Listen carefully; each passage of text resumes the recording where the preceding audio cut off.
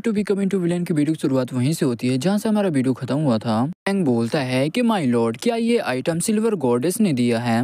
Main creator बोलता है क्या तुम मेरे ऊपर शक कर रहे हो? तो फैंग रहता वो बोलता है कि ये आइटम को मैंने देखा, जब मैंने अंदर से देखा तो इसके जो पार्ट है मेरे को ऐसा लग रहा है किसी इंसान ने बनाया है। इतना जल्दी कोई इंसान तो बिल्कुल भी नहीं बना सकता, तो ये कोई पक्का कोई मिरेकल ही हो सकता है। मेन क्रिएटर भी मन में सोचते हुए बोलता है कि मैं ये बिल्कुल भी नहीं कह सकता हूँ कि ये बेवकूफ इतना ज्यादा स्मार्ट निकलेगा। क्रिएटर बोलता है कि इससे अब कोई भी फर्क नहीं पड़ता कि मैं तुम्हें कुछ भी बताऊं।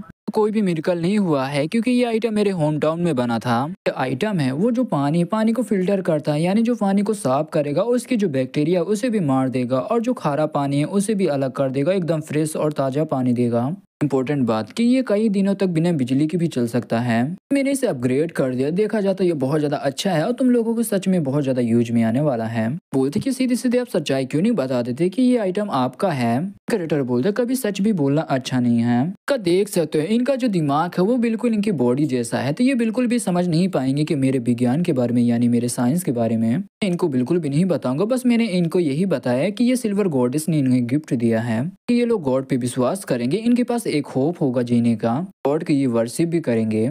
जो लैन रहती वो भी बोलती कि मेरे अब्बाजान के ऊपर भी झूठे झूठे इल्जाम लगा दिए थे जिसकी वजह से मेरे अब्बाजान को भी मार दिया गया। हमारा मेन क्रिएटर भी बोलता है कि हाँ, हमें पता है कि तुम्हारे जो अब्बाजान है वो निर्दोष थे और एक अच्छे इंसान थे, और जो तुम्हारे अब्बाजान का जो नाम है मैं वो क्लियर कर दूंगा। लैन भी बहुत ज्यादा खुश हो जाती है, वो बोलती कि थैंक यू। मेन क्रिएटर बोलता है यहाँ का जो पानी का जो प्रॉब्लम था मैंने उसे सॉल्व कर दिया, मगर इस सिटी को गरीबी से हटाने के लिए हमें एक काम करना पड़ेगा क्योंकि इन लोगों को जितने भी इस सिटी के लोग हैं उन्हें आत्मनिर्भर बनाना पड़ेगा। मेन क्रिएटर बोलता है कि मेरे पास ढेर सारे प्लान है जो कि मैं अकेला नहीं कर सकता हूँ, तो मेरे को तुम्हारी मदद की जरूरत पड़ेगी, तो फ्यूचर में चल के मैं तुम्हारे ऊपर बहुत ज्यादा भरोसा करने वाला हूँ, तो मेरे भरोसे को मत तोड़ना। फैंग भी रोने लगता है और बोलता है कि थैंक यू लॉर्ड, आप सचमुच एक अच्छे ऑफिसर हो, आप भी हमारी सिटी की मदद करना चाहते हो, आप चिंता मत करो, मैं आपका भरोसा कभी भी नहीं तोड़ने वाला हूँ, ये जान भी देने के लिए तैयार हूँ। तभी हमारा मेन कैरेक्टर भी बोलता है कि इसकी कोई जरूरत नहीं है और वैसे भी तुम शांत हो जाओ। वहाँ पर जो हमारा लुटेरा रहता है वो भी वहाँ पर आ जाता है और बोलता है कि बॉस अच्छी न्यूज नहीं है। मेन कैरेक्टर भी बोलता है कि बोलो क्या हुआ? तो बोलता है कि जैसे कि आपने ऑर्डर दिया था कि हमें जाकर ढेर सारे जो माउंटेन से जाकर पत्थर को तोड़ कर लाना है और जो सिल्वर मून जो गॉडेस है उनकी एक मूर्ति बनाना है, यानी उनका एक टेम्पल। एक्सपेक्ट नहीं किया तो वहाँ पर म्यूजिक क्लैन के बंदे भी मिल जाएंगे और वो बोल रहे हैं कि वो उनका माउंटेन है और हमारे बंदों को भी बहुत ज्यादा मारा और हमारे बड़े भैया को भी पकड़ लिया गया है। जो फैंग रहता है वो बोलता है कि देखा जाए जो ये माउंटेन है वो हमारे सिटी की ओर है। वो बोल रहे हैं कि वो उनका माउंटेन है, जो कि देखा जाता है बहुत ज्यादा गलत बात है, तो हमें कुछ ना कुछ तो करना चाहिए। मेन कैरेक्टर बोलता है कि लगता है कि वो जानबूझ के हमसे पंगा लेना चाहते हैं, तो चलो मुझे ले चलो। ठुकर आता उसी माउंटेन की ओर। जो मूक लैन के जो बंदे रहते वो भी हमारे बंदे को मार रहे होते और बोलते कि ओ सालो जल्दी जल्दी काम करो, क्या खाना खाकर नहीं आए क्या? वहाँ पर जो एक बंदा रहता है वो भी हमारे मेन लुटेरे को कोड़े से मारते हुए बोलते कि साले शुक्र मना कि हमने तुझे जान से नहीं मारा, जल्दी जल्दी काम कर। वहाँ पर एक अटैक आता उस बंदे के जाकर छाती पे लगता है और वो बंदा भी जाकर दूर गिरता है और देखते हैं ये हमारा मेन क्रिएटर का अटैक रहता है, वो भी वहाँ पर आ जाता है। किसने मेरे बंदों को पकड़ने की कोशिश की? हमारी लैन भी आती है और बोलती है लुटेरे से कि ब्रदर क्या तुम ठीक हो? लीडर भी बोलता है कि मैं भी सोचू कि किस बंदे के पास इतनी ज्यादा हिम्मत आ चुकी है जो कि मेरे से पंगा ले रहा है। डेविया का एक ऑफिसर है जो कि यहाँ पर आया इस सिटी को अच्छे से मेंटेन करने के लिए। तो मेन लुटेरर रहता है वो भी बोलता है कि बॉस ये जो बंदा है ये इनका लीडर है, इसने ही हमें पकड़ा है। इन करेक्ट भी उनके लीडर से बोलते कि साले लीडर के बच्चे, मैं तेरे जैसा कमीना भी तो नहीं हूँ। लीडर भी बोलते कि अबे साले तू क्या बोल रहा है? तो मैं ये बोल रहा था कि आंखें खोल के देख ले, ये माउंटेन हमारे सिटी में आता तो ये माउंटेन हमारा हुआ। और ज्यादा गलत किया, मैं तुझे छोड़ सकता हूँ सिर्फ एक कंडीशन में, भाई के इलाज के पैसे देने पड़ेंगे और प्लस बात मेरा भाई भी तुझे मारेगा, तू उसे मारने देगा तो मैं तुझे यहाँ से छोड़ दूंगा और तुझे जिंदा यहाँ से जाने दूंगा। लीडर भी बोलता है कि ओ साले कहाँ पर तेरा नाम लिखा इस माउंटेन में कि ये माउंटेन तेरा हो गया? इन क्रिएटर भी बोलते कि ओ साले तो बहुत ज्यादा कमीना निकला। का लीडर बोलता है लगता है कि एग्रीमेंट तुम्हें दिखाना पड़ेगा। देखो एग्रीमेंट जो बड़ी प्रिंस है, बड़ी प्रिंस ने मेरे को ये माउंटेन दे दिया है क्योंकि उन्हें एक पैलेस बनाना है, हमारा यहाँ से निकल जाओ। अरे मैं तो क्या बोलेगा साले। तभी हमारा मेन कैरेक्टर भी मन में सोचते हुए बोलता है कि अरे यार फिर से ये प्रिंस आ गए इन सब के मामले में, तुम्हारे बंदे से बस थोड़ा सा काम करा था, मगर देखता हूँ ये तुम्हारे बंदे बहुत ज्यादा आलसी और बहुत ज्यादा धीमे हैं, जो कि ये लोग बहुत ज्यादा तेजी से काम नहीं कर रहे हैं, तो बंदे वो बहुत ज्यादा बेकार हैं। तो लीडर भी एक ताली बजाता और वहाँ पर किसी को बुलाता है। और एक गेंडा जैसा बीस्ट आ जाता वहाँ पर। मेन कैरेक्टर भी ये देख के एकदम शौक रहता, वो बोलता है ये तो एक गेंडा वाला बीस्ट है। मेन कैरेक्टर भी मन में सोचते हुए बताता है कि ये जो बीस्ट है ये बीस्ट बहुत ज्यादा काइंडनेस है। बीस्ट इंसानों के प्रति बहुत ज्यादा फ्रेंडली है और कोई भी इंसान जंगल के एकदम डीप एरिया में घूम जाता है तो ये बीस्ट उनकी मदद करता है। एक बंदा रहता वो भी एक छड़ी से मारता उस गेंडे को और जबरदस्ती उससे काम कराता और गेंडा भी उस माउंटेन को तोड़ने लगता है।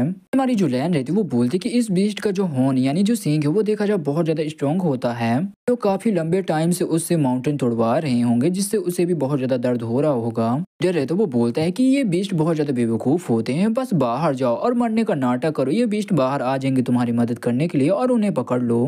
मेरी एनर्जी बहुत ज्यादा बची है, देखा जाए ऐसा ही चलता रहा तो 1 महीने के अंदर इस माउंटेन को हम तोड़ डालेंगे। सुना है कि इन बीस्ट की जो खाल और इनकी जो हड्डियां रहती है वो बहुत ज्यादा कीमती है, जो कि हम इन्हें बेच भी सकते हैं ब्लैक मार्केट में। मेन कैरेक्टर भी लीडर को एक लात मारते हुए बोलता है कि उससे पहले मैं तेरी चमड़ी उधेड़ लूंगा। हमारे मेन दोनों लुटेरे रहते वो भी अटैक कर देते उनके बंदे के ऊपर। जो लीडर रहता वो भी बोलते कि साले तू हमसे बगावत करना चाहते, तेरे को पता है ना मैं पहले प्रिंस का बंदा हूँ, ये पहले प्रिंस का ऑर्डर है। मेन कैरेक्टर भी बोलता कि साले उस प्रिंस के बच्चे को तो मैंने काफी ज्यादा पीटा था और तुझे भी पीटूंगा। मेन कैरेक्टर बोलता लगता है कि तू बीस्ट के बारे में अच्छे तरीके से नहीं जानता, बीस्ट की एक और खासियत है बीस्ट को परेशान करता वो अपना बदला जरूर लेते हैं। कैरेक्टर भी अपने स्वॉर्ड से एक अटैक करता और जो बीस्ट का जो चेन रहता है उसे वहीं पर तोड़ देता है। गेंडा वाला जो बीस्ट रहता है वो भी आजाद हो जाता, उसे बहुत ज्यादा गुस्सा आ जाता और वो भी लीडर के ऊपर अटैक कर देता है। लीडर भी बहुत ज्यादा डर जाता, वो बोलता है कि मेरे पास मत आओ, इतना बोल के वो भी भागने लगता और बोलता है कि प्लीज कोई मेरी मदद करो, मगर इतने में देखते जो गेंडा रहता है वो भी अपने पैर से उसे वहीं पर कुचल देता है, वहीं पर जान से मार देता है। मैन भी बोलते कि इस कमीने के साथ अच्छा हुआ, ये इसी के लायक था। बीस्ट रहता है वो भी हमारे मेन कैरेक्टर को पीछे मुड़ के देखता है और हमारा मेन कैरेक्टर भी बोलते कि अबे साले अब मेरे पीछे पड़ेगा क्या। हमारा मेन कैरेक्टर भी वहां से भागने लगता और गेंडा भी उसके पीछा करने लगता। तभी हमारा मेन कैरेक्टर बोलता कि अरे यार तुम मुझे क्यों परेशान कर रहे हो, मैंने तो तुम्हारी जान बचाई है। गेंडा रहता है वो भी हमारे मेन कैरेक्टर को ऊपर बैठा लेता है।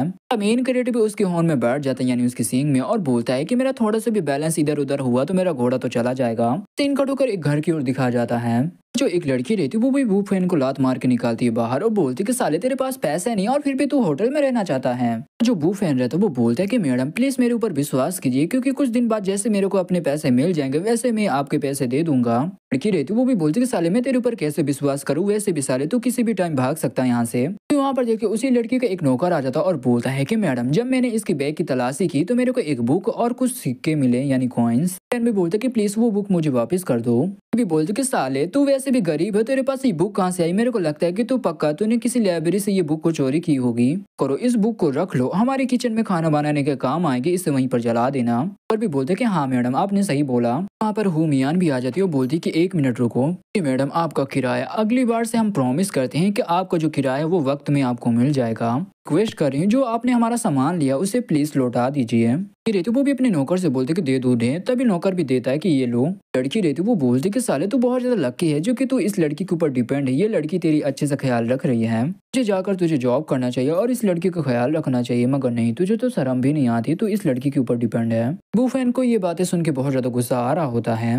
इनका ठोकर आता रात की ओर जहाँ पर जो वूफेन रहता वो भी बोलते कि हुमियान क्या तुम मुझसे कुछ छुपा रही हो। तभी हुमियान भी बोलती कि नहीं, जैसे मेरी आंख खुली मैंने देखा तुम मेरे पास नहीं थी, तुम कहाँ चले गई थी, तुम्हें पता भी है मेरे को कितनी ज्यादा चिंता हो रही थी तुम्हारे बारे में। वे जो हुमियान रहती वो बोलती कि सॉरी, इस होटल की जो मालकिन थी वो बहुत ज्यादा दबाव डाल रही थी मेरे ऊपर कि होटल का हमें किराया देना पड़ेगा। छोटा सा जॉब मिल गया था जो कि मैं वो जॉब करने के लिए चली गई थी, तभी तो मैं पैसों की इंतजाम कर पाई। वो फैन भी बोलता है कि आई एम सॉरी, मैंने ही तुमसे ये पूछा था, मैं बहुत ज्यादा बेकार हूँ कि मैं किसी भी काम का नहीं हूँ, बस मैं लड़ना जानता हूँ मगर मैं कोई भी काम करना नहीं जानता हूँ, तुम्हें लाना ही नहीं चाहिए था अपने साथ। हुमियान रहती वो भी बुफेन को गले लगा लेती है और बोलती कि चिंता मत करो, कुछ भी कहे मुझे इससे कोई भी फर्क नहीं पड़ता, मैं हमेशा तुम्हारे साथ रहूंगी, एक दिन सब कुछ ठीक हो जाएगा और जो हमारी फ्यूचर में जो लाइफ रहेगी बहुत ज्यादा अच्छी रहेगी। बुफेन भी रोते हुए बोलता है कि थैंक यू। दोनों एक दूसरे के बहुत ज्यादा करीब आ जाते हैं और दोनों के बीच में किस होने वाला रहता है। तभी जो हुमियान रहती वो भी धक्का दे देती बुफेन को और बोलते कि नहीं अभी नहीं। बुफेन रहता वो भी बोलते कि हुमियान तुम्हें क्या हुआ। तभी हुमियान भी बोलती कि कुछ नहीं, बस मैं थोड़ी सी थक चुकी हूँ तो चलो सो जाओ। बुफेन रहता वो भी सो जाता और जो हुमियान रहती वो भी बुफेन को देख रही होती है। तभी देखते जो हुमियान रहती वो भी वहां से चल देती है। बुफेन रहता वो भी जग जाता और ये देख लेता है। बुफेन भी हुमियान का पीछा करने लगता है और मन में सोचते हुए बोलता है कि इतनी रात होगी, वो इतनी रात में कहाँ जा रही है, मुझसे कुछ छुपा रही है। तभी जो बुफेन रहता है वो भी एक घर के पास पहुंच जाता है। तभी देखते वहां पर किसी लड़के की आवाज आती है कि बॉस क्या आप मुझे थोड़ा और दे सकते हो। उसका बॉस भी बोलता है कि हाँ क्यों नहीं, मैं तुम्हें और भी दे सकता हूँ, तुम तो बहुत ज्यादा कमाल की लग रही हो। वो फैन रहता है, वो भी सामने की ओर कुछ ऐसा देखता और एकदम शौक हो जाता है। वो मियांग रहती है जो किसी बंदे के साथ रहती है, वो बोलती है कि बॉस ये सब कुछ मुझे दे दो। वो मियान रहती है, उसे भी बहुत ज्यादा दर्द हो रहा होता है, वो भी रोने लगती है और बोलती है कि ये मुझे चाहिए। हमारा बू फैन भी पहुंच जाता है और दरवाजे को तोड़ता है और बोलता है कि हूँ मियान। हू मियान भी बहुत ज्यादा शौक हो जाती है बू फैन को देखते हुए और बोलते कि बू फैन तुम जो हू मियान के साथ जो मोटा रहता है, वो भी बोलते कि अबे साले मियान के साथ जो मोटा रहता है, वो बोलते कि अबे साले तू देख रहा है ना मेरा मूड कितना ज्यादा अच्छा, तू ऐसा कैसा चला आ रहा है यहाँ पर, तुझे मरना है क्या। इसके साथ ये वीडियो यहीं पे खत्म होता है, तो वीडियो में ना तो लाइक करो, चैनल में सब्सक्राइब करो, तो मिलते किसी अगली वीडियो के लिए, तब तक के लिए बाय बाय।